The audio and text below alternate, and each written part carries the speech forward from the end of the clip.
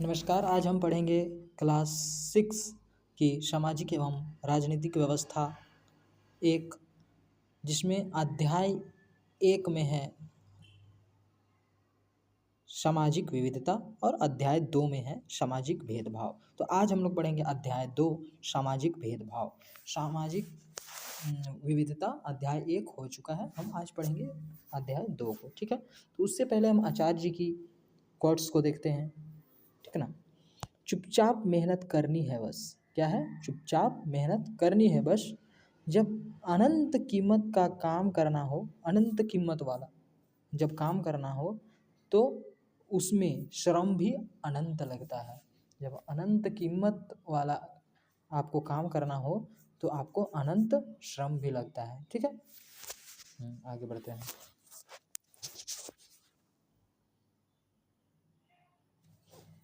अध्याय 2 सामाजिक भेदभाव। पिछले अध्याय में आपने पढ़ा कि भारत विविधताओं का देश है। बिल्कुल, हमने पढ़ा भारत क्या है? विविधताओं का देश। विभिन्न विभिन्न यहाँ संस्कृति, सामाजिक, आर्थिक अंतर हैं। ठीक ना। हमारे समाज में विभिन्न प्रकार के लोग रहते हैं। उनके खान पान, रहन सहन, भाषा, रीति रिवाज, धर्म तथा उपासना की विधियाँ अलग अलग हैं, तरीके अलग अलग हैं। ठीक है, यह हमारी विविधता है, यही हमारी विविधता है, यही हमने पढ़ा था, विविधता विभिन्नताएं। ठीक ना। लेकिन अगर हम इसके आधार पर लोगों एवं समुदायों के बीच श्रेष्ठ मतलब सबसे अच्छा एवं निम्न मतलब अच्छा और मतलब एक कहिए ऊंचे वर्ग और निम्न वर्ग, नीचे वर्ग होने का अंतर करने लगे, अगर इसके बीच में, ठीक ना, हम ये अंतर करने लगे कि कौन ऊंचा है कौन नीचा है, इस टाइप का, तो अनुभव किए होंगे, अंतर करने लगे तो यह भेदभाव है। तो यही क्या होता है? भेदभाव है। अगर इन्हीं समुदायों के अंदर, हम जानते हैं कि हमारे भारत में क्या है, विविधता वाला देश हमारा भारत, जिसमें हमारे समाज में विभिन्न प्रकार के लोग रहते हैं, अलग अलग खान पान होता है, अलग रहन सहन होता है, रीति रिवाज होता है। अब इनके बीच हम यदि क्या करने लगे कि कोई ऊंचा है कोई नीचा है, ऐसा अंतर करने लगे तो यही हो जाता है भेदभाव। ठीक, आप अपने आसपास होने वाले इस प्रकार के अंतर का अनुभव किए होंगे। ठीक है, कभी कभी इस प्रकार का भेदभाव सामाजिक असंतोष उत्पन्न कर देता है ना, समाज में असंतोष उत्पन्न कर देता है, मतलब संतुष्टि नहीं मिल पाता है उस समाज में रह करके कि किसी को अंतर किया जा रहा है ना। ठीक है, इस अध्याय में हम सामाजिक भेदभाव के कारण, समाज में जो भेदभाव होता है, उच्च नीच का अंतर किया जाता है, सामाजिक भेदभाव के कारण एवं इससे मिटाने के लिए किए जा रहे प्रयासों को जानने की कोशिश करेंगे। जो भेदभाव होता है समाज में, उसको मिटाने के लिए क्या क्या काम किया जा रहा है, क्या क्या कार्य किए जा रहे हैं, क्या क्या कार्यों का प्रयास किया जा रहा है, कोशिश किया जा रहा है, उसके बारे में पढ़ेंगे। ठीक है, तो सामाजिक भेदभाव देखते हैं।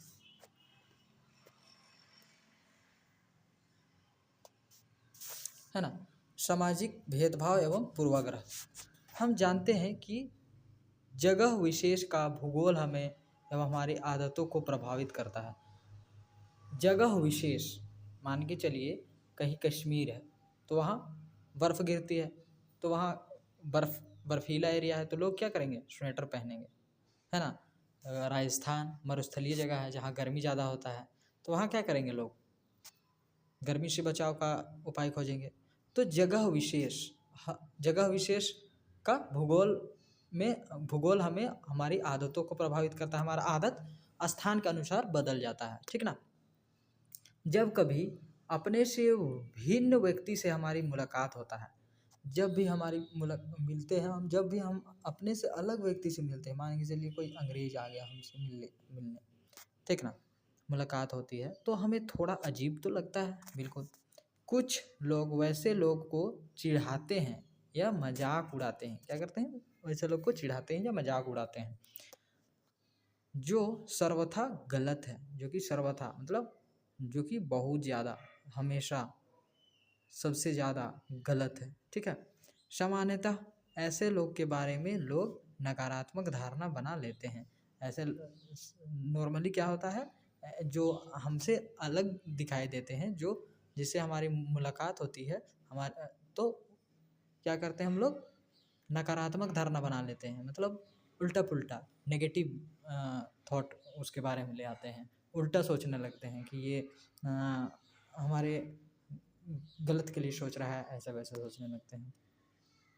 ऐसा इसलिए होता है कि लोग खुद को अपनी ही जैसे लोगों के साथ सुरक्षित महसूस करते हैं। ऐसा किस लिए होता है, क्योंकि लोग क्या करते हैं, खुद को अपने ही जैसे लोगों से सुरक्षित समझते हैं और दूसरों से असुरक्षित समझते हैं। ठीक ना। पूर्वाग्रह एवं भेदभाव व्यक्तिगत एवं सामाजिक स्तर पर पाए जाते हैं। पूर्वाग्रह और पूर्वाग्रह मतलब पहले से अनुमान लगा लेना कि वो व्यक्ति बुरा होगा, वो व्यक्ति चोर होगा, ऐसा दिख रहा है मतलब वो व्यक्ति ऐसा काम करता होगा, मतलब पूर्वाग्रह पहले से ही कुछ कल्पना कर लेना कि दूसरे के बारे में। ठीक ना, वो पूर्वाग्रह हो गया। और भेदभाव करने, वो उच्च जाति का है, नीच जाति का है, वो ऐसा है, इस टाइप से। व्यक्तिगत और सामाजिक स्तर पर पाए जाते हैं, व्यक्तिगत भी पाए जाते हैं और ये घरों में भी होता है और समाज में भी देखा जाता है। ठीक ना। नीचे दिए गए बॉक्स में गांव एवं शहरों में रहने वाले लोगों से संबंधित कुछ कथन दिए गए हैं। आपको सही लगे उसके आगे टिक का निशान लगाइए और अपने उत्तर का कारण ढूंढिए। इस संबंध में आप दूसरों की भी राय जानने का प्रयास कीजिए। ठीक है, तो देखते हैं क्या है।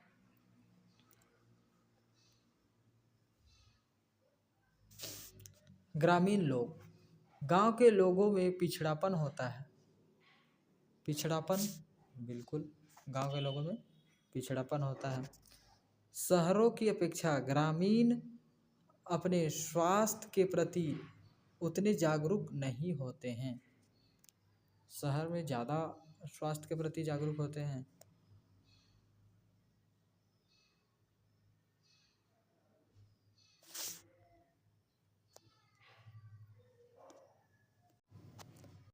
बिल्कुल सही होगा। ग्रामीण अंधविश्वास एवं अज्ञानी होते हैं। बिल्कुल सही जवाब। कृषि में आधुनिक तकनीक का प्रयोग नहीं करते हैं। अब तो कर रहे हैं, पहले नहीं क्या करते थे, तो ये गलत होगा। ग्रामीण शारीरिक रूप से मजबूत होते हैं। बिल्कुल मजबूत होते हैं। फसल की बुआई और कटाई के समय ग्रामीणों को आराम करने का मौका नहीं मिलता है। बिल्कुल। शहरी लोग, ठीक है ना। शहरी जीवन बड़ा आरामदायक होता है। बिल्कुल नहीं, आरामदायक नहीं होता है, लेकिन हम कह सकते हैं सारा सामान नज़दीक में ही मिल जाता है, सारा सुविधा होता है, तो आरामदायक ही होता है गांव के तुलना में। शहरों के लोग आलसी होते हैं। बिल्कुल। शहरी लोगों के लिए पैसा ही सब कुछ होता है। बिल्कुल, क्योंकि हर चीज़ क्या करना पड़ता है, खरीदना पड़ता है। वे भरोसे के योग्य होते हैं। भरोसे के योग्य होते हैं, नहीं भी होते हैं। शहरों में रहना बहुत महंगा होता है। बिल्कुल महंगा होता है, क्योंकि हर चीज़ का क्या लगता है, पैसा लगता है। ठीक है। इस कथन पर गौर करेंगे तो पता चलेगा कि कुछ कथन ग्रामीणों को अंधविश्वासी और अज्ञानी तथा शहरी को आलसी एवं आराम पसंद बनाते हैं। बिल्कुल, है ना। क्या ऐसे कथन हमेशा सही होते हैं? बिल्कुल नहीं। कुछ लोगों के साथ इस प्रकार के कथन सही हो सकते हैं, लेकिन अधिकांश साथ नहीं होते हैं। ठीक ना। अतः प्रायः किसी व्यक्ति या समुदाय के बारे में नकारात्मक राय बना लेते हैं, जो हमेशा सही नहीं होता है। क्या कर लिया हम लोग, पूर्वाग्रह कर लिए पहले से ही। शहर के बारे में छोड़ लिए, शहर के व्यक्ति ऐसे होते हैं, गांव के लोग ऐसे होते हैं, पूर्वाग्रह बना लिए हमने। ठीक ना। इसे ही पूर्वाग्रह कहा जाता है। तो इसे ही क्या कहा जाता है, पूर्वाग्रह कहा जाता है। लोगों को आलसी, कंजूस या चालाक मानना पूर्वाग्रह है।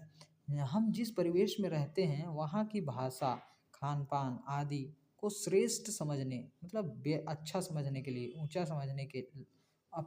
समझने लगते हैं। हम अपने परिवेश मतलब क्या, हमारे आसपास के जितने भी चीज़ हैं वातावरण में, हमारे आसपास चारों ओर जो भी दिख रहा है सब हमारा क्या है, परिवेश है। तो हमारा परिवेश ही हमारा परिवेश में जो भी हम लोग खाते पीते हैं, जो भी पहनते हैं, उससे ही हम सबसे अच्छा मानने लगते हैं। दूसरों को, दूसरे के जो खान पान है या दूसरे के रहन सहन है, उसको हम लोग उतना वैल्यू नहीं देते हैं, ठीक ना। तो जिस कारण अपने से भिन्न परिवेश में रहने वाले लोगों की भाषा, खान पान आदि का सम्मान नहीं कर पाते हैं, ठीक ना। जिस उसी कारण से क्या कर पाते हैं, दूसरे लोगों को सम्मान नहीं कर पाते हैं, उसके खान पान को भी सम्मान नहीं कर पाते हैं, और पहनावा ओढ़ावा को भी सम्मान नहीं कर पाते हैं, उनके कुछ भी चीज़ों को हम सम्मान नहीं कर पाते हैं, इज्जत नहीं दे पाते हैं, ठीक ना। यह पूर्वाग्रह का कारण हो सकता है। जैसे अगर आप अंग्रेजी भाषा को श्रेष्ठ समझ लिए तो अन्य भाषा के लोगों के साथ न्याय नहीं कर पाएंगे। अगर अंग्रेजी भाषा को आप श्रेष्ठ समझ लिए तो दूसरे लोगों को आप न्याय नहीं कर पाएंगे। क्यों? क्योंकि दूसरे लोग दूसरे भाषा बोलेंगे तो आप उन लोगों का न्याय नहीं कर पाएंगे। ऐसे ही राय धर्म, क्षेत्र व रंग रूप के संबंध में भी होता है। कभी कभी पूर्वाग्रह इतना दृढ़ होता है कि हम लोगों के साथ बुरा बर्ताव प्रारंभ कर देते हैं। हम क्या करते हैं, लोगों के साथ बुरा बर्ताव करने लगते हैं, बुरी तरीक़ा से पेश आने लगते हैं, ठीक है ना। एवं उन्हें उनके अधिकारों से वंचित करने का प्रयास करने लगते हैं। उनके जो अधिकार हैं, जो भी उनका करने का अधिकार है, उनसे भी वंचित कर देते हैं, उन्हें करने नहीं देने लगते हैं। इस प्रकार का बर्ताव भेदभाव कहलाता है, ठीक है। पूर्वाग्रह तो समझ गए कि जो हमारा परिवेश में जो भी हम लोग भाषा बोल रहे हैं, खान पान कर रहे हैं, पहन रहे हैं, या जो भी भाषा बोली है, अगर तो हम लोग क्या सोचने लगते हैं कि दूसरे के परिवेश में रहने वाला का सम्मान नहीं करते हैं, अपने परिवेश के सभी चीज़ों को हम लोग सम्मान देते हैं, इज्जत देते हैं। तो ये क्या हो जाता है, ये पूर्वाग्रह का कारण होता है। अगर पूर्वाग्रह अगर दृढ़ हो जाए, एकदम मजबूत हो जाए, तो लोगों के साथ बुरा बर्ताव प्रारंभ कर देते हैं, ठीक ना। और उनके अधिकारों से उन्हें वंचित रखने लगते हैं। तो इसी को हम लोग कहते हैं भेदभाव। तो भेदभाव और पूर्वाग्रह में अंतर स्पष्ट हो गया। अगर पूर्वाग्रह ही दृढ़ हो जाए, एकदम मजबूत हो जाए, ठीक है ना, और बुरा बर्ताव करने लगे और उनके अधिकारों से वंचित रखने लगे, तो वो भेदभाव बन जाता है, ठीक। कुछ गाँवों में कुछ लोगों को सार्वजनिक कुओं से पानी भरने की मनाही होती है, समझ रहे हैं ना। कुछ पहले होता था, अब नहीं हो रहा है। कुछ गाँवों में कुछ लोगों को सार्वजनिक कुओं, मतलब जो सभी लोग एक ही कुआं से जो पानी भरते हैं, उसको सार्वजनिक कुआं बोल रहा है, ठीक। व्यक्तिगत मतलब किसी अपना घर के आंगन में खुदा हुआ है कुआं, तो उसको व्यक्तिगत बोलेंगे। लेकिन गांव में किसी एक जगह खुदा हुआ है, वो हो गया सार्वजनिक, जिसमें सभी कोई पी सकते हैं पानी, ठीक। तो क्या होता था पहले कि गांव में कुछ लोगों को सार्वजनिक कुओं पर पानी भरने की मनाही रहती थी। यह भेदभाव का उदाहरण है। इस प्रकार के कुछ उदाहरण खोजिए, ठीक।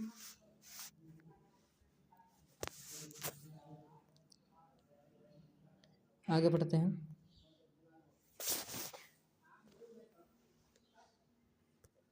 रूढ़िवादी धारणा। हम किसी व्यक्ति या समुदाय की एक निश्चित छवि धारणा बना लेते हैं। हम क्या करते हैं, कोई आदमी का या किसी समुदाय का, ठीक ना, क्या करते हैं, एक निश्चित छवि बना लेते हैं, एक मन में बैठा लेते हैं, पूर्वाग्रह कर लेते हैं, धारणा बना लेते हैं। तो इसे रूढ़ि धारणा कहा जाता है। तो उसे क्या कहा जाता है, रूढ़िवादी धारणा कहा जाता है। कई बार हम किसी खास देश, धर्म, लिंग के होने के कारण किसी को कमज़ोर, मजबूत, अपराधी और धोखेबाज कहते हैं, ठीक ना। कई बार हम क्या करते हैं, किसी खास देश का होने के कारण और किसी धर्म, लिंग के होने के कारण दूसरे को क्या करने लगते हैं, कमज़ोर, मजबूत, अपराधी और धोखेबाज कहते हैं, ठीक ना। यह रूढ़िवादी धारणा का उदाहरण है। हर मनुष्य, चाहे उसका धर्म, उसकी भाषा, उसका क्षेत्र, लिंग आदि कुछ भी हो, उसके पास कुछ विशिष्ट गुण होता है। सब क्या सोचता है, सब मनुष्य क्या सोचता है कि हमारा धर्म ऊंचा है, हमारा भाषा अच्छा है, हमारा क्षेत्र सबसे अच्छा है, हमारा जो लिंग है मेरा वो अच्छा है, आदि कुछ भी हो, उसके पास कुछ भी विशिष्ट गुण होता है, ठीक ना। रूढ़िवादी धारणा हमें इन गुणों को देखने से रोकता है।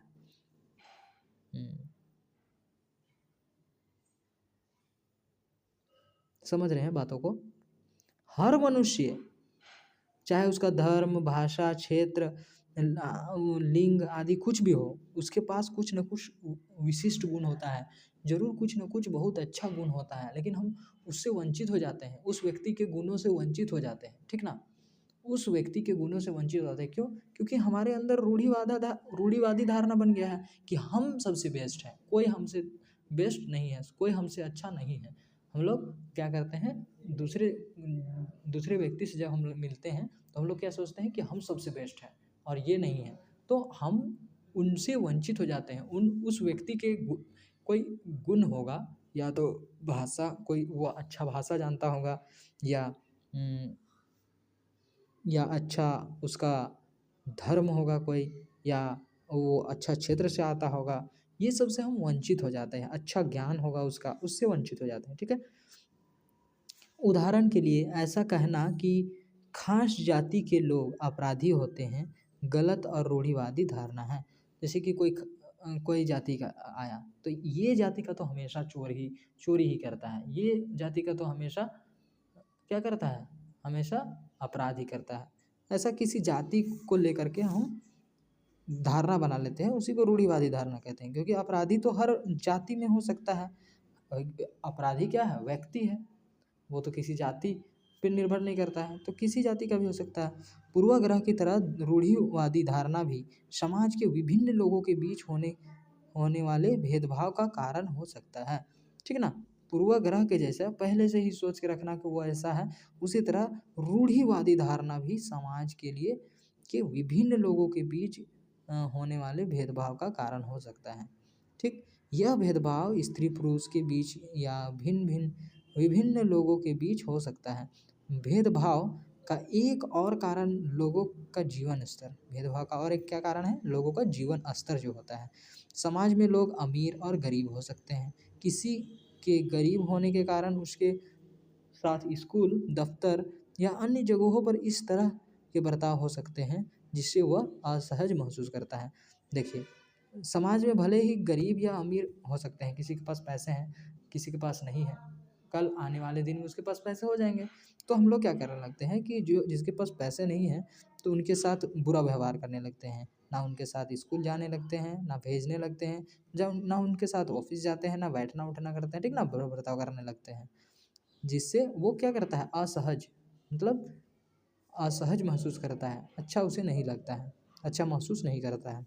लड़का एवं लड़की के बीच अंतर अब हम लोग पढ़ेंगे।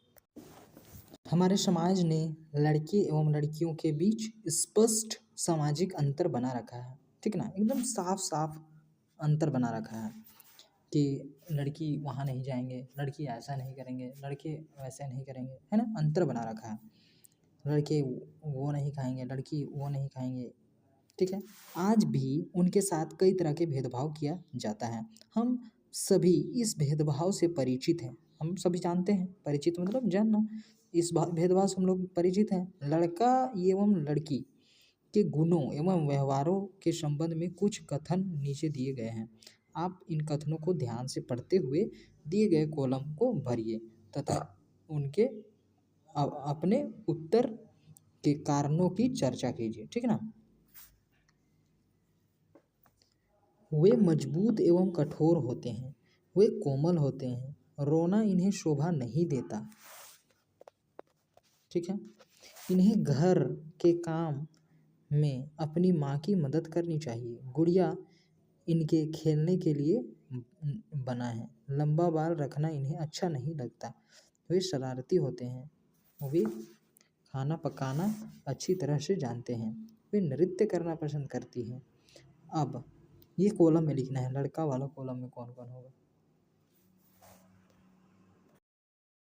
तो लड़का वाला कॉलम में क्या, जैसा कि पूर्वाग्रह किया जाता है कि वे क्या हैं, वे मजबूत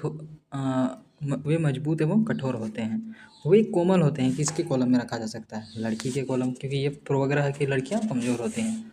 अब आज के युग में तो आप देख ही रहे हैं कि लड़की कितनी कमज़ोर होती हैं। सब फाइटर और वेट लिफ्टर बहुत से निकल के आ रहे हैं। तो ये पूर्वाग्रह है, कोई फिक्स नहीं है। तो यही पूर्वाग्रहों के कारण हमारा क्या हो जाता है, भेदभाव में बदल जाता है। भेदभाव ही क्या में बदल जाता है, रूढ़िवादी में बदल जाता है, ठीक ना। फिर रोना इन्हें शोभा नहीं देता, किन्हें, लड़कियों के लिए कहा गया है। रोना इन्हें, नहीं नहीं, लड़कों के लिए, लड़कों को माना जाता है कि रोना इन्हें शोभा नहीं देता, ठीक ना।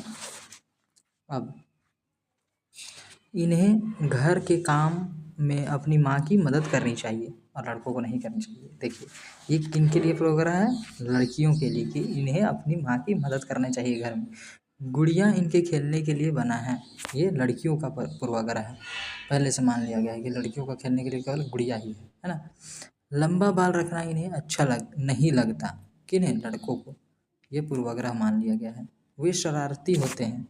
कौन शरारती होते हैं, लड़का, लड़की शरारती नहीं होती है, ये पहले से मान लिया गया है, ठीक ना। वे खाना पकाना अच्छी तरह जानते हैं, कौन, लड़की के लिए ज़रूर कह रहा होगा, ठीक ना। तो ये पूर्वाग्रह पहले से मान लेना है, ठीक। वे नृत्य करना पसंद करते हैं, लड़कियां के लिए है। लड़का भी नृत्य करना पसंद करते हैं, ठीक ना। लड़के भी खाना पकाना अच्छी तरह से जानते हैं। लड़के भी बाल लंबे रखना चाहते हैं, वे भी गुड़िया से अगर खेलना चाहते हैं, ठीक ना। और कभी कभी रो भी लेते हैं। वे भी कोमल बहुत होते हैं, जो एक्सरसाइज नहीं करते हैं, रनिंग नहीं करते हैं, ठीक ना। और वे मजबूत नहीं भी होते हैं, कठोर नहीं भी होते हैं। लड़कियां भी कठोर होती है, लड़कियां भी मजबूत होती है, ठीक। ये पूर्वाग्रह हमें नहीं मानना चाहिए। आगे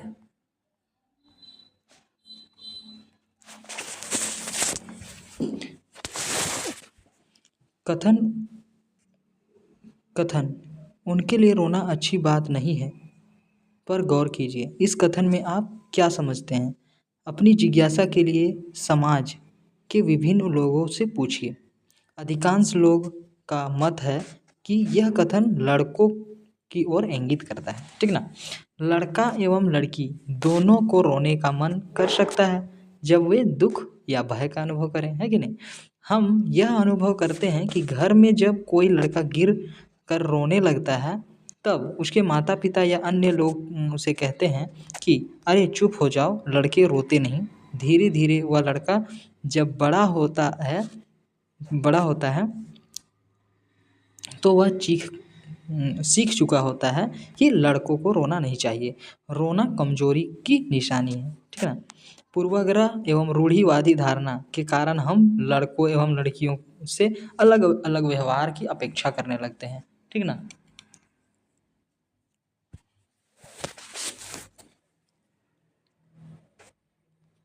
ठीक। अपेक्षा मतलब क्या होता है, आशा करना, ठीक ना। अपेक्षा मतलब आशा करते हैं हम लोग कि लड़कियों को ऐसा व्यवहार करना चाहिए, लड़कों को ऐसे व्यवहार करना चाहिए, है ना। आप देखिए, जैसे उन्हें क्या करना चाहिए, कैसे कपड़े पहनने चाहिए, कैसे बातचीत करनी चाहिए आदि, ये सब है। इन मान्यताओं को हम बिना सोचे मान लेते हैं, जो उनके साथ भेदभाव का कारण हो सकता है, ठीक ना। यही क्या हो जाता है, हम जो जो मान लेते हैं यही उनका आने वाले भविष्य में उनका भेदभाव का कारण हो जाता है। अगर हम किसी को उस काम को करने से रोकते हैं जिसे वह कर सकता है, तो उस पर उसका बुरा असर पड़ता है। अगर कोई व्यक्ति कुछ काम कर पा रहा है और उसे हम अगर रोक देते हैं तो उस पर बहुत बुरा असर पड़ता है। या तो उस समय पड़ता है या आने वाले दिन में यदि वो कर पाता, तो अगर वो काम किसी और से वो बेहतर कर पाता तो नुकसान तो होता है ना।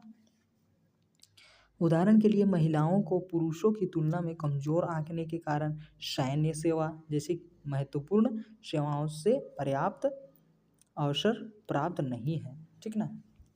सेवाओं से पर्याप्त अवसर नहीं प्राप्त नहीं है। देखिए, जैसे हम लोग मानते हैं कि लड़कियां कमज़ोर होती हैं, पुरुष केवल कठोर होते हैं, मजबूत होते हैं, ये पूर्वाग्रह हमने बहुत पहले से मान रखा है। जिसके कारण क्या हो रहा है कि अभी महत्वपूर्ण स्थान पर जहाँ सैन्य सेवाओं पर महिलाओं को होना चाहिए, वहाँ बहुत कम संख्या में है महिलाएं, ठीक है ना। आगे देखते हैं जातीय भेदभाव। ये तो हमने देख लिया लड़की और लड़का में कैसा भेदभाव किया जाता है पहले से पूर्वाग्रह करके, ठीक। अब जातीय भेदभाव और देखते हैं। आप अपने आसपास के लोगों को अनेक कार्य करते देखते होंगे। उदाहरण के लिए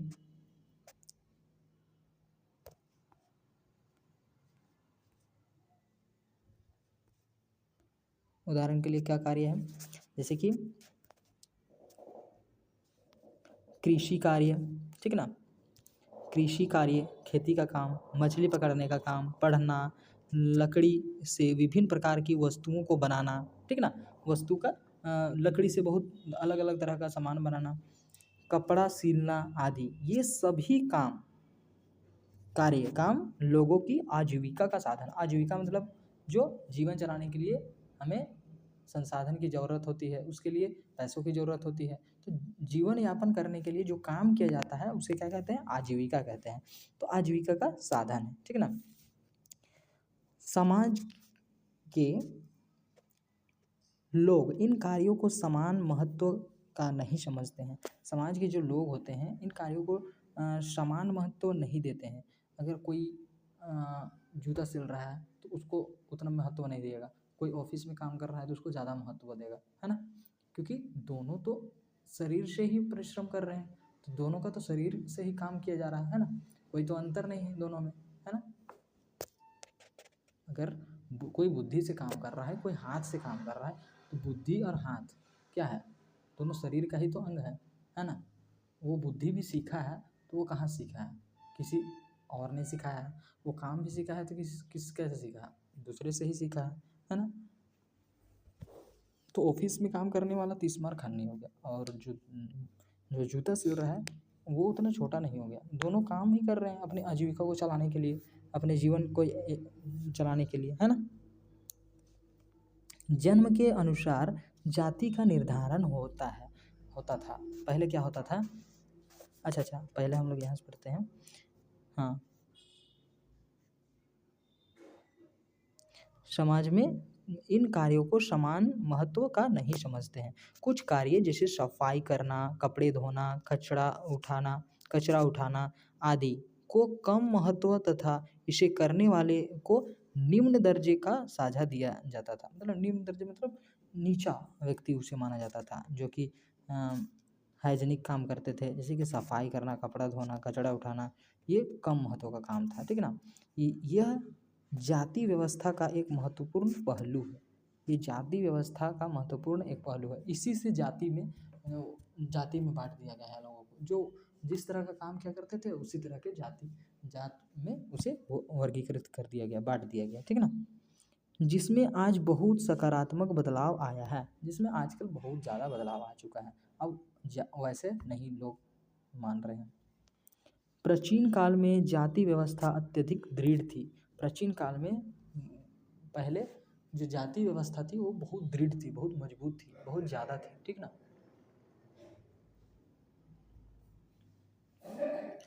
जन्म के अनुसार जाति का निर्धारण होता था। जन्म के अनुसार जाति का निर्धारण हो जाता था। लोग अपनी जाति के व्यवसाय को अपनाने के लिए बाध्य थे। क्या हो जाता था, जन्म के अनुसार जाति का निर्धारण हो जाता था। अगर आप जिस घर में जन्मे हैं, पहले तो हमारा जाति कैसे बना था, जाति का मूल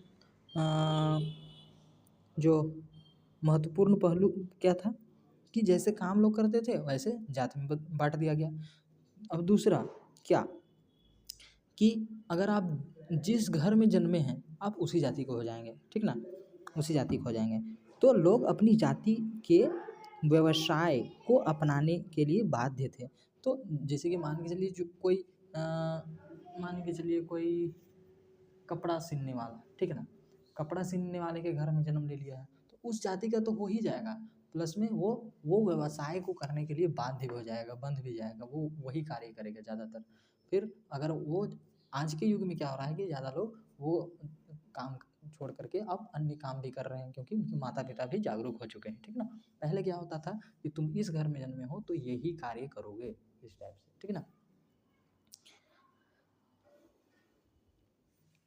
निम्न समझे जाने वाले कार्य करने वालों को सामाजिक स्थिति और भी बदतर थी। समाज में जो स्थिति थी वो बहुत ज़्यादा बदतर थी, मतलब खराब थी। उसे अच्छे नज़र से नहीं देखा जाता था उन लोगों को, जो निम्न समझे जाते थे, नीचा समझे जाते थे। ऐसे लोगों को अछूत कहा जाता था।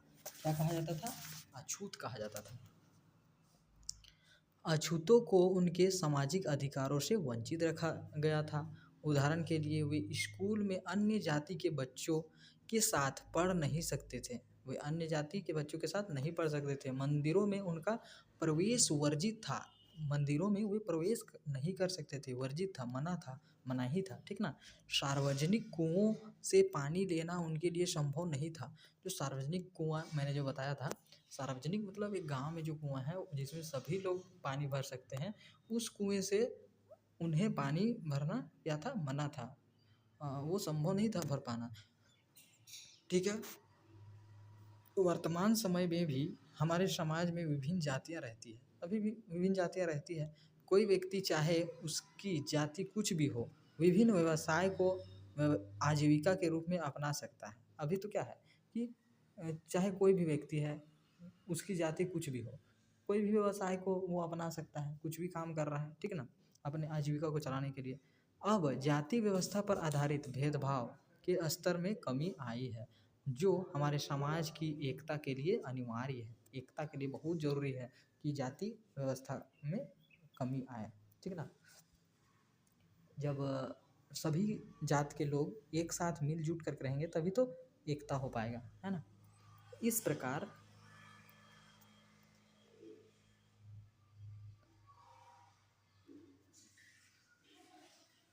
अच्छा, इसे हम पढ़ लेते हैं पहले, क्या है यहाँ देवताली में, ठीक ना। देवताली, सहयाद्रि नगर, सीमा और उसके भाई सुनील का घर। अरे, हमारे पड़ोस में एक नया परिवार आया है। कौन बोल रहा है? सुनील बोल रहा है। सहयाद्रि नगर में सीमा और उसके भाई सुनील का घर। हाँ, सुनील बोल रहा है, किससे? सीमा से, कि अरे हमारे पड़ोस में एक नया परिवार आया है। हाँ, तो सीमा क्या बोल रही है? हाँ, मुझे पता है, विपुल मेरी ही क्लास में है। उसका क्या नाम बताया गया है? विपुल। जो नया पड़ोस आया है उसमें जो एक लड़का है उसका नाम है विपुल। तो सीमा कह रही है, हाँ मुझे पता है, विपुल मेरी ही क्लास में है, ठीक है।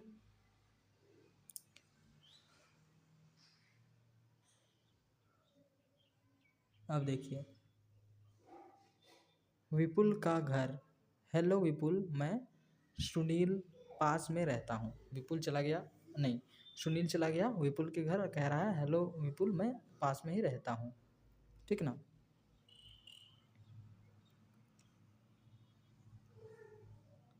हेलो सुनील, ये भी कह रहा है हेलो सुनील, चलो खेलने, ठीक है। अच्छा अच्छा, ऐसे जाना है। तो क्या हो रहा है कि वो सीमा से कहता है कि हमारे पड़ोस में एक नया परिवार आया है। तो उसकी बहन कहती है, सीमा कहती है कि क्या कहती है कि मैं जानता, मुझे पता है, वो मेरे क्लास में ही है। अब क्या कह रहा है विपुल, सुनील देखो क्या कह रहा है कि माँ मैं तो खेलने जा रहा हूँ। क्या कह रहा है? माँ मैं तो खेलने जा रहा हूँ। अब उसकी माँ कह रही है, अच्छा बेटा जल्दी आना। सीमा तू यहाँ क्या कर रही हो? घर का कितना काम बाकी है? माँ देखो, अपने लड़के को क्या कह रही है, बेटे को क्या कह रही है कि जल्दी आना खेल करके, और लड़की को क्या कह रही है कि कितना काम बाकी है, अभी यहाँ पर क्या कर रही हो, ठीक है ना। अंतर किया जा रहा है, भेदभाव किया जा रहा है, पूर्वाग्रह किया जा रहा है कि लड़कियाँ को हाथ में माँ के काम में हाथ बटाना चाहिए, और लड़कों को पूर्वाग्रह किया कर लिया इनके माँ ने कि क्या पूर्वाग्रह किया कि लड़के हाथ नहीं बटा सकते हैं, ठीक ना।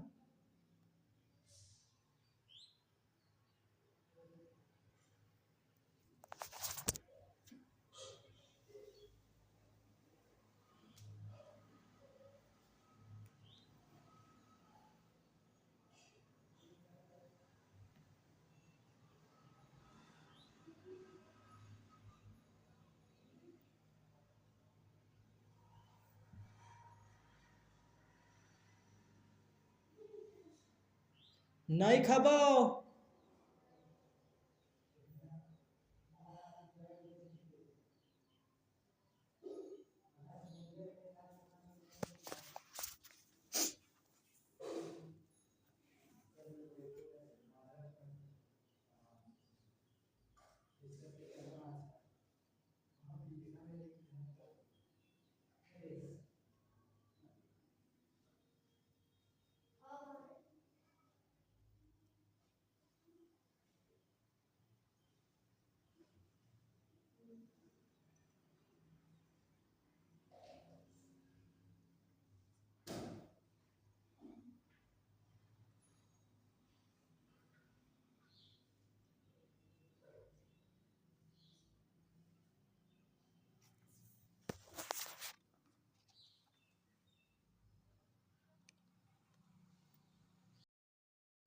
तो लड़का वाला कॉलम में क्या, जैसा कि पूर्वाग्रह किया जाता है कि वे क्या हैं, वे मजबूत हो वे मजबूत एवं कठोर होते हैं। वे कोमल होते हैं। किसके कॉलम में रखा जा सकता है? लड़की के कॉलम, क्योंकि ये पूर्वाग्रह है कि लड़कियां कमज़ोर होती हैं। अब आज के युग में तो आप देख ही रहे हैं कि लड़की कितनी कमज़ोर होती हैं। सब फाइटर और वेट लिफ्टर बहुत से निकल के आ रहे हैं। ये पूर्वाग्रह है, कोई फिक्स नहीं है। यही पूर्वाग्रहों के कारण हमारा क्या हो जाता है, भेदभाव में बदल जाता है। भेदभाव ही क्या में बदल जाता है, रूढ़िवादी में बदल जाता है। ठीक ना। फिर रोना इन्हें शोभा नहीं देता, कि नहीं, लड़कियों के लिए कहा गया है रोना इन्हें, नहीं लड़कों के लिए, लड़कों को माना जाता है कि रोना इन्हें शोभा नहीं देता। ठीक ना। अब इन्हें घर के काम में अपनी माँ की मदद करनी चाहिए और लड़कों को नहीं करनी चाहिए। देखिए, ये किन के लिए पूर्वाग्रह है? लड़कियों के लिए, कि इन्हें अपनी माँ की मदद करना चाहिए घर में। गुड़िया इनके खेलने के लिए बना है, ये लड़कियों का पूर्वाग्रह है। पहले से मान लिया गया है कि लड़कियों का खेलने के लिए केवल गुड़िया ही है ना। लंबा बाल रखना इन्हें अच्छा नहीं लगता, किन्हें? लड़कों को। ये पूर्वाग्रह मान लिया गया है। वे शरारती होते हैं। कौन शरारती होते हैं? लड़का। लड़की शरारती नहीं होती है, ये पहले से मान लिया गया है। ठीक ना। वे खाना पकाना अच्छी तरह जानते हैं। कौन? लड़की के लिए ज़रूर कह रहा होगा। ठीक ना। तो ये पूर्वाग्रह पहले से मान लेना है। ठीक। वे नृत्य करना पसंद करते हैं, लड़कियां के लिए। लड़का भी नृत्य करना पसंद करते हैं। ठीक ना। लड़के भी खाना पकाना अच्छी तरह से जानते हैं। लड़के भी बाल लंबे रखना चाहते हैं। वे भी गुड़िया से अगर खेलना चाहते हैं। ठीक ना। और कभी कभी रो भी लेते हैं। वे भी कोमल बहुत होते हैं, जो एक्सरसाइज नहीं करते हैं, रनिंग नहीं करते हैं। ठीक ना। और वे मजबूत नहीं भी होते हैं, कठोर नहीं भी होते हैं। लड़कियां भी कठोर होती है, लड़कियां भी मजबूत होती हैं। ठीक। ये पूर्वाग्रह हमें नहीं मानना चाहिए। आ गया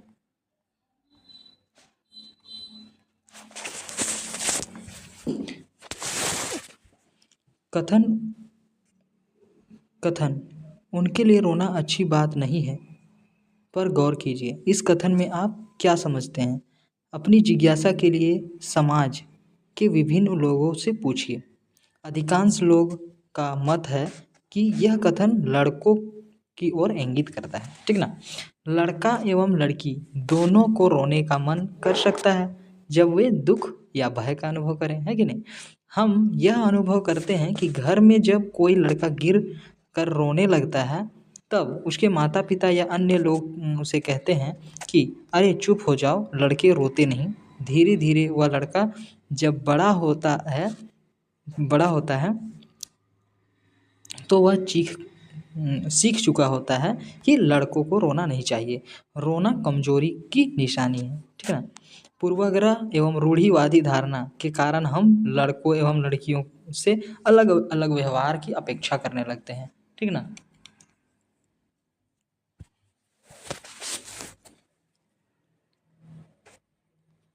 ठीक।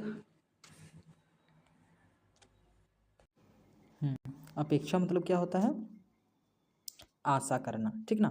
अपेक्षा मतलब आशा करते हैं हम लोग कि लड़कियों को ऐसा व्यवहार करना चाहिए, लड़कों को ऐसे व्यवहार करना चाहिए, है ना। आप देखिए, जैसे उन्हें क्या करना चाहिए, कैसे कपड़े पहनने चाहिए, कैसे बातचीत करनी चाहिए आदि, ये सब हैं। इन मान्यताओं को हम बिना सोचे मान लेते हैं, जो उनके साथ भेदभाव का कारण हो सकता है, ठीक ना। यही क्या हो जाता है, हम जो जो मान लेते हैं यही उनका आने वाले भविष्य में उनका भेदभाव का कारण हो जाता है। अगर हम किसी को उस काम को करने से रोकते हैं जिसे वह कर सकता है, तो उस पर उसका बुरा असर पड़ता है। अगर कोई व्यक्ति कुछ काम कर पा रहा है और उसे हम अगर रोक देते हैं तो उस पर बहुत बुरा असर पड़ता है, या तो उस समय पड़ता है या आने वाले दिन में यदि वो कर पाता तो अगर वो काम किसी और से वो बेहतर कर पाता तो नुकसान तो होता है ना। उदाहरण के लिए महिलाओं को पुरुषों की तुलना में कमजोर आंकने के कारण सैन्य सेवा जैसी महत्वपूर्ण सेवाओं से पर्याप्त अवसर प्राप्त नहीं है, ठीक ना। सेवाओं से पर्याप्त अवसर नहीं प्राप्त नहीं है। देखिए, जैसे हम लोग मानते हैं कि लड़कियां कमज़ोर होती हैं, पुरुष केवल कठोर होते हैं, मजबूत होते हैं, ये पूर्वाग्रह हमने बहुत पहले से मान रखा है, जिसके कारण क्या हो रहा है कि अभी महत्वपूर्ण स्थान पर जहाँ सैन्य सेवाओं पर महिलाओं को होना चाहिए वहाँ बहुत कम संख्या में है महिलाएं, ठीक ना। आगे देखते हैं जातीय भेदभाव। ये तो हमने देख लिया लड़की और लड़का में कैसा भेदभाव किया जाता है पहले से पूर्वाग्रह करके, ठीक। अब जातीय भेदभाव और देखते हैं। आप अपने आसपास के लोगों को अनेक कार्य करते देखते होंगे। उदाहरण के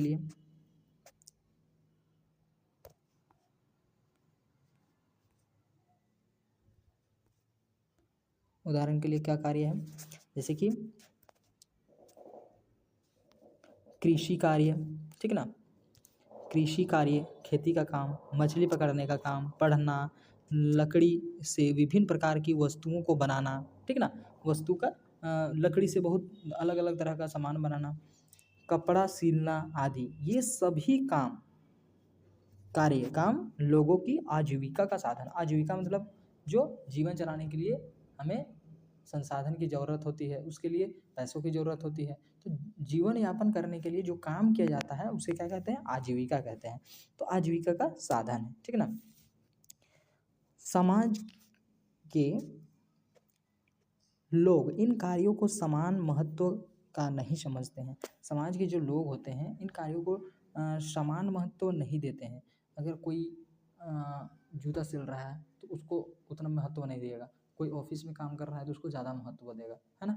क्योंकि दोनों तो शरीर से ही परिश्रम कर रहे हैं, तो दोनों का तो शरीर से ही काम किया जा रहा है ना, कोई तो अंतर नहीं है दोनों में, है ना। अगर कोई बुद्धि से काम कर रहा है, कोई हाथ से काम कर रहा है, तो बुद्धि और हाथ क्या है, दोनों शरीर का ही तो अंग है ना। वो बुद्धि भी सीखा है तो वो कहाँ सीखा है, किसी और ने सिखाया है। वो काम भी सीखा है तो किस कैसे सीखा है, दूसरे से ही सीखा है ना। तो ऑफिस में काम करने वाला 30 मार खानी हो गया, और जो जूता सिल रहा है वो उतना छोटा नहीं हो गया। दोनों काम ही कर रहे हैं अपनी आजीविका को चलाने के लिए, अपने जीवन को चलाने के लिए, है ना। जन्म के अनुसार जाति का निर्धारण होता था। पहले क्या होता था, अच्छा पहले हम लोग यहाँ से पढ़ते हैं। हाँ, समाज में इन कार्यों को समान महत्व का नहीं समझते हैं। कुछ कार्य जैसे सफाई करना, कपड़े धोना, कचरा उठाना आदि को कम महत्व तथा इसे करने वाले को निम्न दर्जे का साझा दिया जाता था। मतलब निम्न दर्जे मतलब नीचा व्यक्ति उसे माना जाता था, जो कि हाइजीनिक काम करते थे, जैसे कि सफाई करना, कपड़ा धोना, कचरा उठाना, ये कम महत्व का काम था, ठीक ना। यह जाति व्यवस्था का एक महत्वपूर्ण पहलू है। ये जाति व्यवस्था का महत्वपूर्ण एक पहलू है। इसी से जाति में बांट दिया गया है लोगों को। जो जिस तरह का काम किया करते थे उसी तरह के जात में उसे वर्गीकृत कर दिया गया, बांट दिया गया, ठीक ना। जिसमें आज बहुत सकारात्मक बदलाव आया है, जिसमें आजकल बहुत ज़्यादा बदलाव आ चुका है। अब वैसे नहीं लोग मान रहे हैं। प्राचीन काल में जाति व्यवस्था अत्यधिक दृढ़ थी। प्राचीन काल में पहले जो जाति व्यवस्था थी वो बहुत दृढ़ थी, बहुत मजबूत थी, बहुत ज़्यादा थी, ठीक ना।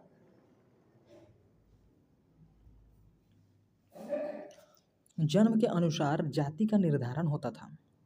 जन्म के अनुसार जाति का निर्धारण हो जाता था। लोग अपनी जाति के व्यवसाय को अपनाने के लिए बाध्य थे। क्या हो जाता था? जन्म के अनुसार जाति का निर्धारण हो जाता था।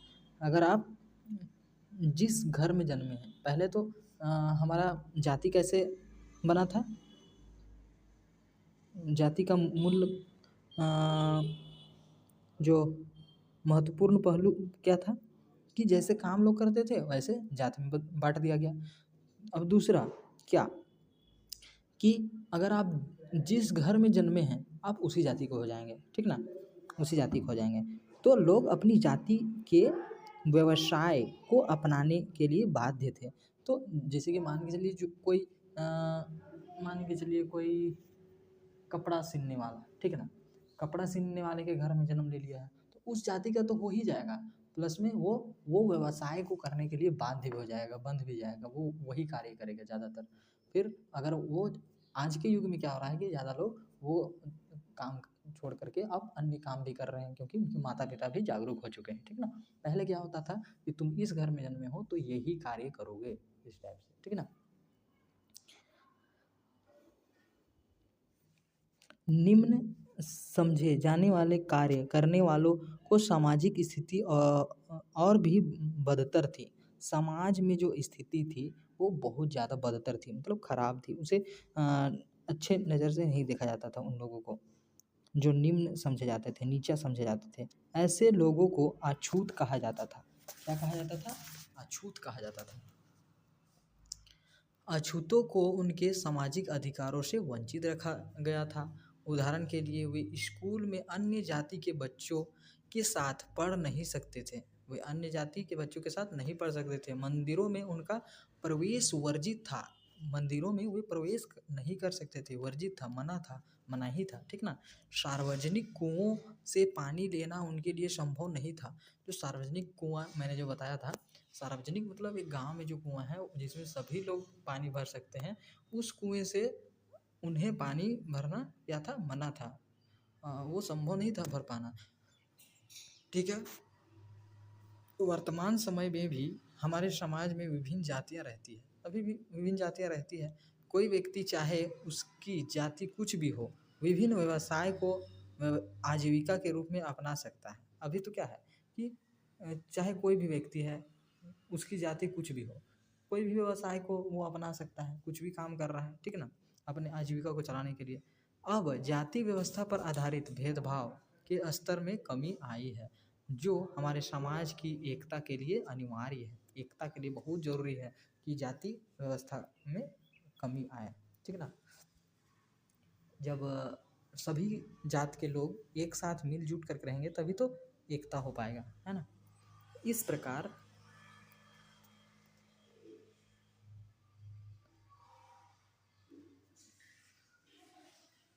अच्छा, इसे हम पढ़ लेते हैं पहले, क्या है यहाँ देवताली में, ठीक ना। देवताली, सहयाद्री नगर, सीमा और उसके भाई सुनील का घर। अरे, हमारे पड़ोस में एक नया परिवार आया है। कौन बोल रहा है? सुनील बोल रहा है। सहयाद्री नगर में सीमा और उसके भाई सुनील का घर। हाँ, सुनील बोल रहा है। किससे? सीमा से कि अरे हमारे पड़ोस में एक नया परिवार आया है। हाँ, तो सीमा क्या बोल रही है? हाँ, मुझे पता है, विपुल मेरी ही क्लास में है। उसका क्या नाम बताया गया है? विपुल। जो नया पड़ोस आया है उसमें जो एक लड़का है उसका नाम है विपुल। तो सीमा कह रही है हाँ मुझे पता है, विपुल मेरी ही क्लास में है, ठीक है।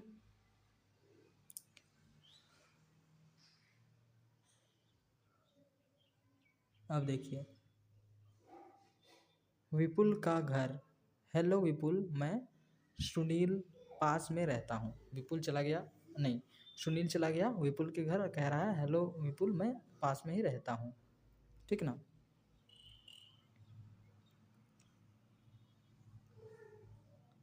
हेलो सुनील, ये भी कह रहा है हेलो सुनील, चलो खेलने, ठीक है।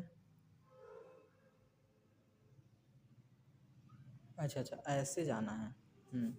तो क्या हो रहा है कि वो सीमा से कहता है कि हमारे पड़ोस में एक नया परिवार आया है। तो उसकी बहन कहती है, सीमा कहती है कि क्या कहती है कि मुझे पता है वो मेरे क्लास में ही है। अब क्या कह रहा है विपुल, सुनील देखो क्या कह रहा है कि माँ मैं तो खेलने जा रहा हूँ। क्या कह रहा है? माँ मैं तो खेलने जा रहा हूँ। अब उसकी माँ कह रही है, अच्छा बेटा जल्दी आना। सीमा तू यहाँ क्या कर रही हो? घर का कितना काम बाकी है? माँ देखो अपने लड़के को क्या कह रही है, बेटे को क्या कह रही है कि जल्दी आना खेल करके, और लड़की को क्या कह रही है कि कितना काम बाकी है, अभी यहाँ पर क्या कर रही हो। ठीक है ना, अंतर किया जा रहा है, भेदभाव किया। आगे क्या हो रहा है, विपुल का घर। हेलो विपुल, वो अपनी माँ से आज्ञा लेकर के चला गया विपुल के घर। क्या बोल रहा है विपुल को, हेलो विपुल मैं सुनील पास में रहता हूँ, ऐसा कह रहा है। ठीक है ना, तो विपुल कहता है हेलो सुनील। अब सुनील कह रहा है चलो खेलने चले। अब आगे देखो यहाँ पर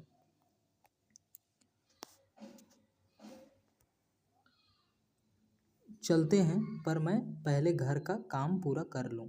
अब विपुल क्या कर रहा है, चलते हैं पर मैं घर का काम पूरा कर लूँ। देखो इसको किस तरह का शिक्षा दिया गया है, और उसके विपुल को किस तरह का शिक्षा दिया गया है, और सुनील को किस तरह का शिक्षा दिया गया है। ठीक है ना, अब घर के काम कौन बोल रहा है, सुनील, क्योंकि वो तो पूर्वाग्रह कर रखा है, मान रखा है कि घर का काम तो केवल करते हैं कौन, केवल केवल और केवल कौन करते हैं, लड़कियां ही करते हैं। तो इसीलिए कह रहा है आश्चर्यचकित होकर के कि घर का काम क्यों, मम्मी नहीं है, ऐसा कह रहा है। तो विपुल बोला, विपुल क्या बोल रहा है, वो दूसरे काम कर रही हैं। वो क्या कर रही हैं, दूसरे काम कर रही हैं। ठीक ना, अब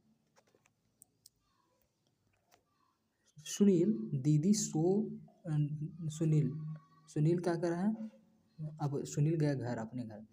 सुनील दीदी लो शरबत पियो। क्या कह रहा है, दीदी लो शरबत पियो। दीदी तुम भी खेलने चलो। अब ये सुधर गया, किससे मिल करके, विपुल से मिल करके ये भी सुधर गया। अपने दीदी को शरबत पिला रहा है, बोल रहा है चलो खेलने, हाँ चलो, ऐसा कह रहा है। ठीक ना, तो उसकी माँ भी बदल चुकी, क्योंकि जैसा हमारा संगत रहता है वैसे ही हम हो जाते हैं। तो उसकी माँ भी शायद संगति का असर हुआ होगा। तो उसकी माँ भी बोल रही है अपनी बेटी को कि जल्दी आना। क्या बोल रही है, जल्दी आना। ठीक ना, अब देखिए रास्ते में तुम लड़कियां वाले काम करते हो। कौन बोल रहा है, सुनील कह रहा है विपुल से, काम कोई लड़के लड़की वाला नहीं होता, घर में सब मिलजुल कर काम करते हैं। क्या कह रहा है, काम कोई लड़का लड़की वाला नहीं होता है, सब काम मिलजुल करके करते हैं। अब क्या घर के काम करना, खाना बनाना लड़कों को ऐसा करना चाहिए? कौन कह रहा होगा, सुनील कह रहा है, क्योंकि वैसे पूर्वाग्रहों से कौन घिरा हुआ है, सुनील घिरा हुआ है। तो विपुल लड़की जो सीमा है उसकी बहन, वो कह रही है हाँ क्यों नहीं, इसमें बुराई क्या है, हमारे पापा कभी तैयार होने में हमारी मदद करते हैं, और कभी मम्मी को खाना बनाने में, है ना। अब सुनील और सीमा का घर। सीमा खेलने चलोगी। ठीक ना, अब उसके घर में भी हो रहा है, सीमा खेलने चलोगी। नहीं मुझे बहुत काम है। ठीक है, कुछ काम मैं कर देता हूँ। अब देखो सुनील भी सुधर गया, सुनील अपनी दीदी का मदद भी कर रहा है, वे भी खुश हो जाएंगे, काम भी तो जल्दी हो जाएगा, फिर हम दोनों साथ खेलेंगे और पढ़ेंगे। तुम करो करोगे, मम्मी पापा क्या कहेंगे, है ना। तो आज कितना मज़ा आया, ये लड़की कह रही है कि मम्मी पापा क्या कहेंगे। ठीक ना, कि सुनील और उनकी बहन दोनों पूर्वग्रहों से घिरे हुए हैं, तो दोनों के मन में ऐसा आ रहा है। लेकिन सुनील अब सुधर चुका है, किससे मिल करके, विपुल से मिल करके, इसीलिए ये वह ऐसा कह रहा है अपनी दीदी से। अब देखिए आज कितना मज़ा आया, इसी बात पे दे ताली। इसीलिए इस कहानी का नाम क्या रखा गया है, दे ताली। हाँ जैम वही जो हर रिश्ते में अपनी जिम्मेदारी समझे और निभाए। बराबरी की बात है जेम्स के साथ। समझ में आ गया। तो हम लोगों ने कहाँ तक पढ़ा था, यहाँ तक पढ़ लिया है। आगे पढ़ते हैं। डॉक्टर भीमराव अंबेडकर जी के बारे में पढ़ते हैं। हमारे देश के एक बड़े नेता डॉक्टर भीमराव अंबेडकर, जिन्हें दलित नेता के रूप में जाना जाता है, को जाति आधारित भेदभाव का सामना करना पड़ा था। इन्हें भी क्या करना पड़ा था, जाति आधारित भेदभाव का सामना करना पड़ा था। क्या क्या भेदभाव थे, सार्वजनिक कुओं से पानी न पीना, उच्च वर्गों के बच्चों के साथ पढ़ने नहीं दिया जाना, मंदिरों में प्रवेश नहीं करने देना, बहुत से उन्हें नीचा नज़र से देखना, ठीक ना, बहुत सी कठिनाइयों से इन्हें गुजरना पड़ता था। तो देखते हैं। जब वे 9 वर्ष के थे, कितने 9 वर्ष के थे, एक दिन उन्हें अपने पिता से मिलने कोरेगांव, महाराष्ट्र का एक जगह है कोरेगांव, जाना था। लेकिन वे नहीं जानते थे कि कोरेगांव कैसे जाना है। वो नहीं जानते थे कि कोरेगांव कैसे जाना है, ठीक ना, क्योंकि वो 9 साल के थे और पहले 9 साल के बच्चे बहुत छोटे ही होते थे, मान के चलिए भले शरीर से बड़े होते थे लेकिन माइंड से कमज़ोर ही होते, मतलब माइंड उतना विकसित नहीं था, ठीक ना, क्योंकि आसपास के लोग ही वैसे थे। लेकिन वे नहीं जानते थे कि कोरेगांव कैसे जाना। अतः वे एक स्टेशन पर अपने पिता या नौकर का इंतज़ार कर रहे थे। स्टेशन पर अपने पिता या नौकर का इंतज़ार कर रहे थे, लेकिन उन्हें लेने कोई नहीं आया था। ठीक ना। वहाँ का स्टेशन मास्टर उनकी मदद करना चाहता है, लेकिन जब उसे भीमराव अंबेडकर की जाति का पता चला तो उसके चेहरे पर घृणा का भाव उत्पन्न हो गया। वहाँ क्या हुआ, जैसे ही उसके जाति के बारे में पता चला, उसके चेहरे में क्या हुआ, घृणा का भाव उत्पन्न हो आया, ठीक। वहाँ पर मौजूद अन्य लोगों को भी अंबेडकर की जाति का पता चल चुका था। कोई भी व्यक्ति उनकी मदद को तैयार नहीं था। ऐसी परिस्थिति में उन्हें बड़ा असहज महसूस हुआ था। सोचिए कितना दुखों से लड़ना पड़ा था, ठीक ना। यहाँ देखते हैं क्या है। मैं चल नहीं सकती, मुझे लोग अजीब नज़रों से देखते हैं, मेरा मजाक उड़ाते हैं। क्या मैं अजीब दिखती हूँ? देखिए, अब शारीरिक ढांचों पर भी लोगों को मजाक उड़ाया जाता था और अभी भी उड़ाया जाता है ना। मैं पढ़ना चाहती हूँ लेकिन पापा कहते हैं अंधे बच्चे पढ़ नहीं सकते। क्या मैं पढ़ नहीं पाऊँगी? बिल्कुल पढ़ पाओगे और तुम अजीब नहीं दिखते हो, ठीक ना। लोग ऐसा क्यों सोचते हैं कि मैं शरीर के साथ साथ दिमाग से भी कमज़ोर हूँ, ठीक ना।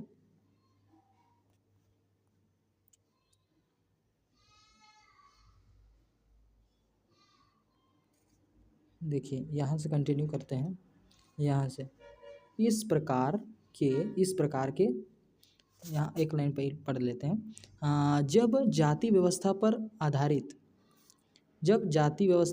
आधारित भेदभाव के स्तर में कमी आई, जो हमारे समाज की एकता के लिए अनिवार्य है। इस प्रकार के भेदभाव को रोका जा सकता है जब हर कार्यों को एक समान महत्व का समझा जाए। हर कार्य को एक समान महत्व का समझा जाए। कोई अगर सफाई का कार्य कर रहा है तो वो भी समान कार्य है, कोई ऑफिस में काम कर रहा है तो वो भी समान कार्य है, कोई पूजा का काम कर रहा है या कोई कारपेंटर का काम कर रहा है, कुछ भी काम कर रहा है, सबका कार्य क्या है, समान है। क्यों? क्योंकि सभी अपनी आजीविका के लिए काम कर रहे हैं, ठीक, अपने जीवन को चलाने के लिए काम कर रहे हैं, ठीक।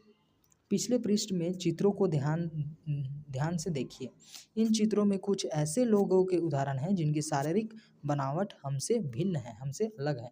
हमने अभी पढ़ा, कोई एक बच्चा कह रहा था कि उसके पैर ठीक नहीं थे, एक अंधा था। तो फिर लास्ट में बोला जाता है कि क्या मेरी शारीरिक शरीर ठीक नहीं है तो मेरा दिमाग भी कमज़ोर है, ऐसा कह रहा है ना, ठीक। इन्हें विशेष आवश्यकता वाले या दिव्यांग कहा जाता है, ठीक है ना। विशेष आवश्यकता वाले या दिव्यांग कहा जाता है। ये दया के पात्र नहीं है, इन्हें भी समाज में वह अधिकार चाहिए जिसके वे हकदार हैं। हमें इनके प्रति सामान्य लोगों की तरह ही व्यवहार करना चाहिए। ठीक है, तो एक पढ़ते हैं हम लोग प्रेरणा ईरा सिंघल के बारे में। ठीक, ईरा सिंघल वर्ष 2014 की यूपीएससी द्वारा आयोजित सिविल सेवा परीक्षा में सर्वोच्च स्थान प्राप्त कर इस समय भारतीय प्रशासनिक सेवा आईएएस की अधिकारी है। देखिए कौन है, ईरा सिंघल 2014 की यूपीएससी द्वारा आयोजित सिविल सेवा परीक्षा के सर्वोच्च स्थान प्राप्त कर इस समय आईएएस की अधिकारी है। इन्हें इस सफलता के चौथे प्रयास में प्राप्त हो। इन्होंने इस सफलता को कितने प्रयास में प्राप्त किया? चौथे। ठीक, ये स्कोलियोसिस नामक बीमारी से पीड़ित है। स्कोलियोसिस नामक बीमारी से ये पीड़ित है, जिनके कारण इनकी रीढ़ की हड्डी प्रभावित है। ठीक ना, उसके बावजूद भी ये यूपीएससी निकाल ली। तो शारीरिक अगर कोई कष्ट है तो ऐसा नहीं है कि दिमाग कमजोर है ना।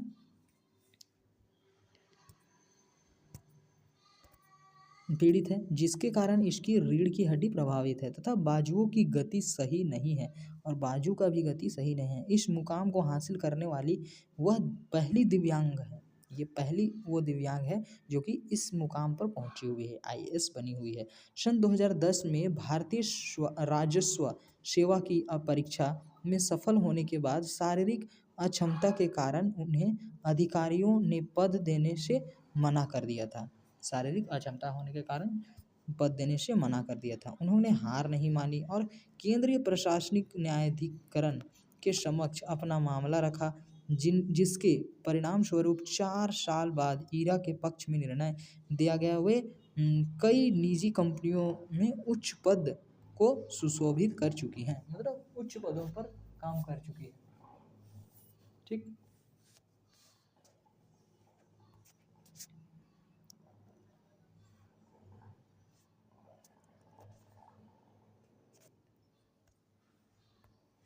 अब यहाँ देखते हैं समानता के लिए आंदोलन। समानता के लिए आंदोलन भी लड़ा गया, तब जाकर के ये समानता आया, अन्यथा बहुत से भेदभाव किए जाते थे, रूढ़िवादी थी, है ना।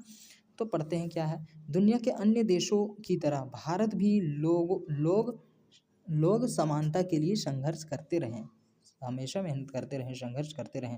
आज़ादी के लड़ाई में लोग ब्रिटिश शासन से मुक्त एवं समाज से व्याप्त असमानता को खत्म करने के लिए आंदोलनरत थे। ठीक है ना, ब्रिटिश शासन से मुक्त होने के लिए और समाज में जो फैला हुआ था असमानता, मतलब भेदभाव जो लोग करते थे, उससे बहुत ज़्यादा आंदोलनरत रहे, मतलब हमेशा आंदोलन लड़ते रहे। ठीक, दलितों, औरतों, जनजाति समाज और किसानों ने अपने जीवन के उन सभी क्षेत्रों में गैर बराबरी का जमकर विरोध किया जो उन्हें नीचा दिखाने के लिए क्या किए जाते थे। ठीक ना, मंदिरों में प्रवेश पाने के लिए बहुत सारे दलितों ने संगठित होकर काफ़ी संघर्ष किया। महिलाओं ने अपने लिए पुरुषों के समान शिक्षा के अधिकार की मांग की, है ना। किसानों और जनजातियों ने जमींदारों से छुटकारा पाने के लिए संघर्ष किया। देखो, किसानों और जनजातियों ने जमींदारों से, जैसे कि जमींदार क्या करते थे, वो ज़मीन देते थे और उसमें किसान खेती करते थे, और 90% जो उत्पादन होता था वो जमींदार को ही दे दिया जाता था, उसके पास मात्र बचता था 10%। ऐसा, ये सब बाद में होने लगा। पहले क्या था कि 50% लेते थे, 50% कौन लेते थे, आपके 50% अंग्रेज ले लेते थे, फिर 40% ले लेते थे जमींदार, और मात्र बचता था 10% लोगों के पास। ठीक ना। अब देखिए आगे, ये जमींदार उनका कई तरह से शोषण करते थे। उनके इस संघर्ष को हमारे विभिन्न समाज सुधारकों जैसे राजा राम मोहन राय, स्वामी विवेकानंद सरस्वती, ईश्वर चंद्र विद्यासागर, पंडित रामाबाई, ज्योतिराव फूले जैसे विचारकों ने काफ़ी बदल दिया। यही सब जो विचारक थे, ये इन्होंने ही ये बदला।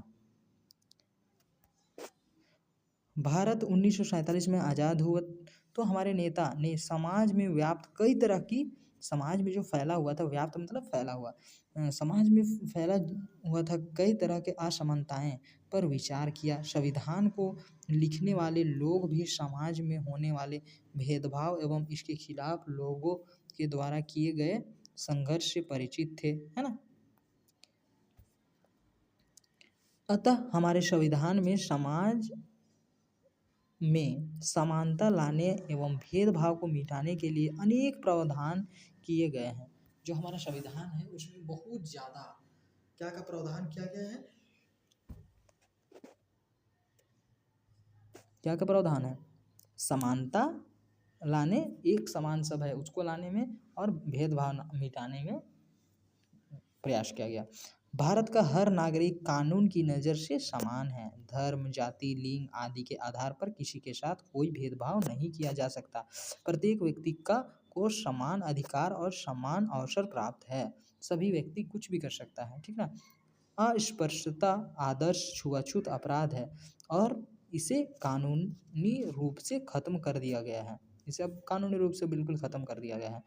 दूसरा, राज्य का कोई अपना धर्म नहीं है। ये राज्य का कोई अपना धर्म नहीं है, कोई भी कुछ भी धर्म अपना सकता है। राज्य की नज़र में सारे धर्म क्या हैं, समान हैं। यहाँ के लोगों को अपनी पसंद के धर्मों को मानने की आज़ादी है। हमारा देश एक धर्मनिरपेक्ष देश है। धर्मनिरपेक्ष मतलब कुछ भी धर्म को मान सकते हैं, ठीक है ना। धर्मनिरपेक्षता हमारी एकता का एक महत्वपूर्ण कारक है। विभिन्न धार्मिक उत्सवों में हम सभी इकट्ठा होते हैं। विभिन्न धार्मिक उत्सव जब होते हैं, कोई भी त्यौहार होते हैं, फेस्टिवल होते हैं, तो हम सभी इकट्ठा होते हैं, एक दूसरे को सम्मान करते हैं, इज्जत करते हैं, है ना। सभी लोगों को अपनी पसंद का पेशा चुनने का अधिकार है। कोई भी पेशा कोई भी व्यक्ति चुन सकता है। ऐसा नहीं कि सफाई करने वाला आईएएस नहीं बन सकता है, कोई भी बन सकता है। दिव्यांग आईएएस भी बन सकता है, जैसा कि हमने अभी पढ़ा, ठीक है ना, ईरा सिंघल के बारे में, जो कि 2014 के यूपीएससी एग्जाम में उन्होंने आईएएस बनकर दिखाया था, ठीक।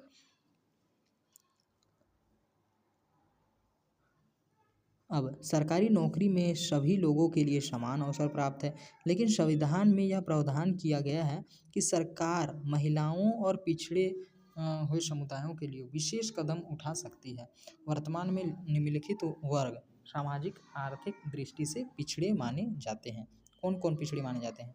महिलाएं एवं बच्चे, अनुसूचित जनजाति एसटी जिसको बोला जाता है, अनुसूचित जनजाति एसटी एससी, ठीक है ना, पिछड़ा वर्ग, अल्पसंख्यक वर्ग, ठीक है ना।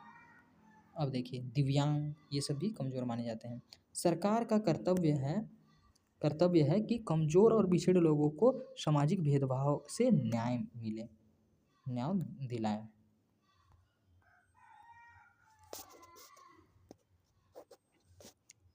हम विभिन्न भाषाओं को सीखने एवं बोलने के लिए स्वतंत्र हैं। लोगों को अपने विचार को अभिव्यक्त मतलब अपने विचार को रख सकते हैं, ठीक ना, रखने की आज़ादी है। अभिव्यक्त करने की, बोलने की, बताने की, व्यक्त करने की, ठीक ना, आज़ादी है। अब देखिए, अतः हर भारतीय के लिए समानता का मूल्य वास्तविक जीवन का हिस्सा बने, सच्चाई बने, ठीक ना। हर भारतीय के लिए समानता का मूल्य वास्तविक जीवन का हिस्सा बने, ठीक है ना, सच्चाई बने। इसके लिए लोगों के संघर्ष, अनेक आंदोलन, सरकार द्वारा उठाए जाने वाले कदम बहुत जरूरी है। साथ ही साथ हमें पूर्वाग्रहों और रूढ़िवादिता को खत्म करना होगा ताकि सामाजिक समरसता बनी रहे, ठीक है, समझ गए। जानने योग्य बातें, भेदभाव को इंग्लिश में क्या कहते हैं? डिस्क्रिमिनेशन। समुदाय को क्या कहते हैं? कम्युनिटी। पूर्वाग्रह को क्या कहते हैं? प्रीजुडिस। संघर्ष को स्ट्रगल। जाति को कास्ट। रूढ़िवाद ऑर्थोडॉक्स, ठीक है ना, ऑर्थोडॉक्स। अस्पृश्यता अनटचेबिलिटी। समानता इक्वालिटी, ठीक है ना। प्रश्न अभ्यास, आइए जानें। लोगों में ऊंच नीच का भेदभाव क्या उत्पन्न करता है? असमानता उत्पन्न करता है, ठीक ना। किसी को कंजूस मानना, ये क्या है? पूर्वाग्रह है, पहले से मान लिए हम। कि वो कंजूस है ना। खाली स्थान हमें लोगों की विशिष्ट गुण को देखने से रोकता है। क्या रोकता है? पूर्वाग्रह जो हम लोग कर देते हैं वो लोगों की विशिष्ट गुणों को देखने से रोक देता है। भारत में सभी व्यक्ति को समान क्या है, क्या प्राप्त है, क्या है? भारत में सभी व्यक्ति को समान समान क्या क्या है? देखिए अभी है हमने पढ़ा समान अधिकार और समान अवसर प्राप्त है। क्या है यहाँ? क्या होगा? भारत में सभी व्यक्तियों को समान अधिकार और समान अवसर प्राप्त है। ठीक है, आगे देखिए। लोग अपने से निम्न लोगों के प्रति किस प्रकार की धारणा बनाते हैं? बोल रहे हैं लोग अपने से भिन्न लोगों के प्रति किस प्रकार की धारणा बनाते हैं। तो पहला क्वेश्चन, लोग अपने से, तो पहला क्वेश्चन क्या है? लोग अपने से भिन्न लोगों के प्रति किस प्रकार की धारणा बनाते हैं। ठीक है ना। तो लोग देखते हैं लोग अपने से भिन्न लोगों के प्रति कैसा, लोगों के प्रति असमानता का धारणा बनाते हैं। ठीक ना।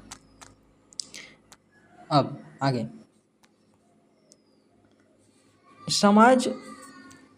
समाज में लड़कों एवं लड़कियों से अलग अलग व्यवहार की अपेक्षा क्यों रखी जाती है?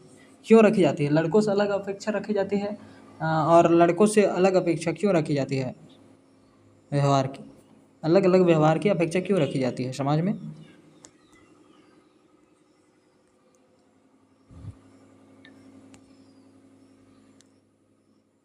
तो देखिए, पूर्वाग्रह और रूढ़िवादी धारणा के कारण हम लड़कों और लड़कियों से अलग अलग व्यवहार की अपेक्षा करते हैं, अपेक्षा रहती है। ठीक है, समझ में आ गया। अब देखिए, भारत में समानता के लिए आंदोलन करने वाले किन्हीं 4 नेताओं के नाम लिखिए। तो वो 4 नेता कौन कौन है? ये देखिए, राजा राम मोहन राय, स्वामी दयानंद सरस्वती, ज्योतिराव फूले, पंडिता रमाबाई, है ना। फिर अगला क्वेश्चन क्या है? पूर्वाग्रह किस प्रकार सामाजिक भेदभाव उत्पन्न करता है? पूर्वाग्रह किस तरह सामाजिक भेदभाव उत्पन्न करता है? पूर्वाग्रह हमें लोगों की विशिष्ट गुण, जो उसका अच्छा गुण होता है, गुणों को देखने से रोकता है। ठीक ना, अच्छे गुणों को देखने से रोकता है। ठीक,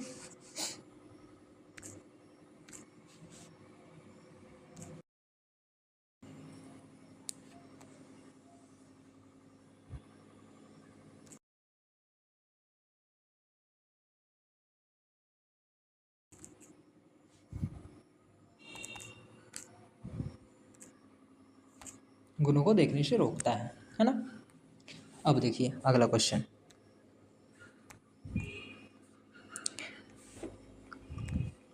विभिन्न प्रकार के सामाजिक अंतरों को बताएं। विभिन्न प्रकार के क्या क्या सामाजिक अंतर हैं उसे बताएं। तो देखिए क्या क्या सामाजिक अंतर हैं। लैंगिक भेदभाव, लैंगिक में लड़का लड़की में भेदभाव किया जाता है। भाषाई भेदभाव, अगर वो तमिल बोल रहा है, महाराष्ट्र बोल रहा है, वो नागपुरी बोल रहा है, भोजपुरी बोल रहा है, तो उसमें अंतर किया जाता है। ठीक ना। जातिगत भेदभाव, अगर वो दूसरे जाति का है, वो तीसरे जाति का है, तो उसमें भेदभाव किया जाता था। धर्म आधारित भेदभाव, ठीक ना। शारीरिक बनावट के आधार पर भी भेदभाव, जैसे कि कोई जिसका पैर टूटा हुआ है या आंखों से अंधा है, तो उस पर भी भेदभाव किया जाता था। ठीक है, एक पार्ट हम लोग का छूट गया था, उसे हम लोग देख लेते हैं। देखिए फर्स्ट पेज में ही था। सामाजिक भेदभाव के स्वरूप क्या क्या हैं? लैंगिक भेदभाव, भाषाई भेदभाव, जातिगत भेदभाव, धर्म आधारित भेदभाव, शारीरिक बनावट के आधार पर भेदभाव। यह भी जाने में क्या है, पूर्वाग्रह का अर्थ है पूर्व निर्माण, पूर्व निर्णय, मतलब पहले से निर्णय ले लेना, अर्थात किसी मामले के तथ्यों सही क्या है उससे जांच किए बिना ही राय बना लेना या मन में निर्णय ले लेना, मन में बैठा लेना, मान लेना, ठीक ना, यह पूर्वग्रह कहलाता है।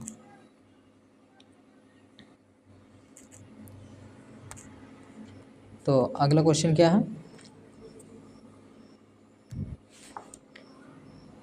पूर्वग्रह एवं रूढ़िवादी धारणा में दो अंतर लिखिए। क्या क्या दो अंतर है? किसी व्यक्ति या समुदाय के बारे में नकारात्मक राय बना लेते हैं जो हमेशा सही नहीं होता है, इसे ही क्या कहते हैं, पूर्वाग्रह कहते हैं। जब हम किसी व्यक्ति या समुदाय की एक निश्चित छवि बना लेते हैं या धारणा बना लेते हैं तो उसे क्या कहते हैं, रूढ़िवादी धारणा कहते हैं। ये पहला हो गया। दूसरा, लोगों को आलसी, कंजूस या चालाक मानना, ये क्या है, पूर्वाग्रह का उदाहरण है। किसी खास देश, धर्म, लिंग के के होने के कारण किसी को कमज़ोर मानना, मजबूत मानना या अपराधी कहते हैं। ये सब क्या है, रूढ़िवादी का उदाहरण है। ठीक है, यहाँ कॉमा होगा।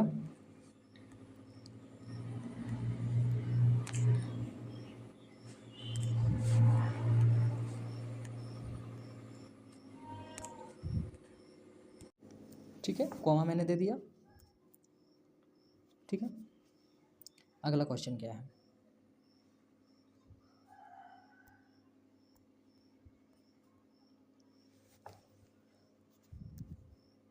विशेष आवश्यकता वाले या दिव्यांग व्यक्तियों के प्रति हमारा व्यवहार सकारात्मक होना चाहिए। चर्चा कीजिए।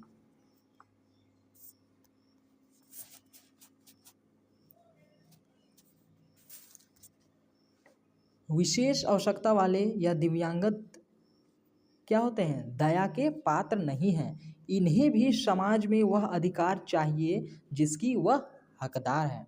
हमें इनके प्रति भी सामान्य लोगों की तरह ही व्यवहार करनी चाहिए, क्योंकि शरीर के साथ साथ दिमाग कमज़ोर नहीं हो सकता है। ठीक ना, आगे क्या क्वेश्चन है,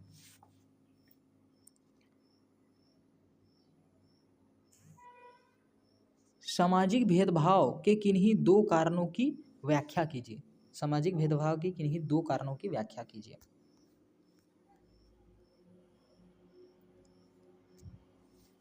सामाजिक भेदभाव के दो कारण क्या क्या है, एक पूर्वाग्रह और दूसरा रूढ़िवादी धारणा। यही दो कारण के कारण समाज में भेदभाव होता है। अगला क्वेश्चन क्या है,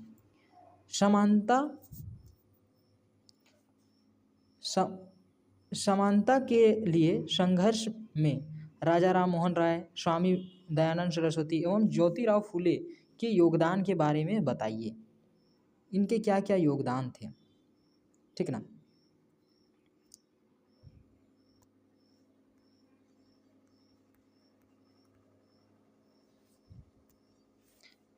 योगदान क्या क्या था, मंदिरों में प्रवेश पाने के लिए संघर्ष किया उन्होंने, महिलाओं और पुरुषों के लिए समान शिक्षा अधिकार के लिए संघर्ष किया उन्होंने, किसानों और जनजाति के जमींदारों से छुटकारा के लिए संघर्ष किया उन्होंने। ठीक ना,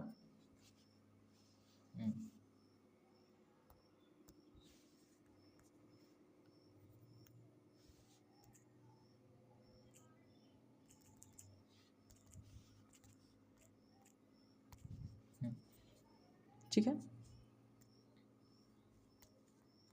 अगला क्वेश्चन क्या है, आप अपने आसपास किस प्रकार का सामाजिक भेदभाव देखते हैं, इस पर एक परियोजना कार्य तैयार कीजिए। आप अपने आसपास क्या क्या भेदभाव देखते हैं, वो परियोजना कार्य आप क्या करेंगे, तैयार करेंगे। ठीक है, तो वो तो सभी को भी करना होगा। ठीक है, ये जो पार्ट है ये हमारा ख़त्म हो चुका है और आप जुड़े हुए रहिए। सबसे ज़रूरी बात जो है, आचार्य जी की वीडियोस जो हैं क्लाइमेट चेंज के ऊपर वो ज़रूर देखें, हर लोगों तक शेयर करें, ठीक ना। आचार्य जी जो काम कर रहे हैं, आचार्य प्रशांत, जो कि IIT, IIM, IAS निकाल चुके हैं, और अभी जो यंग एज के लोग हैं, यंग जनरेशन जो है, जो जवान लोग हैं, उन्हें सही दिशा में ले जा रहे हैं। पशु क्रूरता के ऊपर काम कर रहे हैं, महिलाओं के ऊपर जितने शोषण होते हैं उस पर काम कर रहे हैं। उच्चतम जो ग्रंथ हैं हमारे, उन्हें हर लोगों तक बिल्कुल सरल अर्थों में बता रहे हैं, ठीक है ना। सही जीवन जीने का उद्देश्य बता रहे हैं, ठीक है। ठीक है, नमस्कार।